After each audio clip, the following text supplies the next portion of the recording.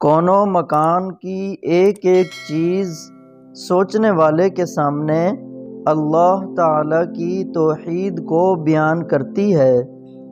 جس خدا نے آج روزی دی ہے وہی خدا کل نئی روزی دینے والا ہے۔ محبت کا اثر لازمی ہے۔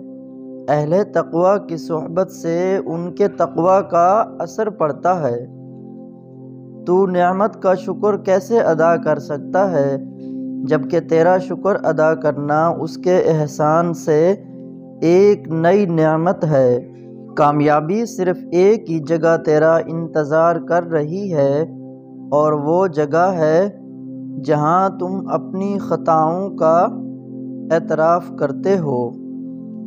رات کی تنہائی میں انسان کی آنکھ سے ٹپکنے والے آنسو زمانے بدلتے ہیں، طوفانوں کا رخ موڑ دیتے ہیں۔ ترقی یا ارتقاء ضروری ہے، لیکن گہوارے سے نکل کر اپنی قبر تک کتنی ترقی چاہیے؟ اصل ترقی یہ ہے کہ زندگی بھی آسان ہو اور موت بھی مشکل نہ رہے۔ کسی شے سے اس کی فطرت کے خلاف کام لینا ظلم کرنے کے مترادف ہے۔ جب تک تیرا اترانا اور غصہ کرنا باقی ہے، اپنے آپ کو اہل علم میں شمار نہ کر۔ جھوٹ سے بچو اور ہنسی مذاق میں بھی جھوٹ کا استعمال نہ کرو۔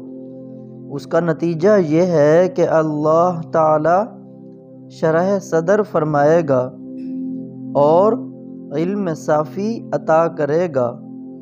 اگر تم خدا کو دیکھنا چاہتے ہو تو اس کا ایک طریقہ ہے کہ تم اپنے دل میں جھانک کے دیکھو، کیونکہ تمہارا دل ایک آئینہ ہے۔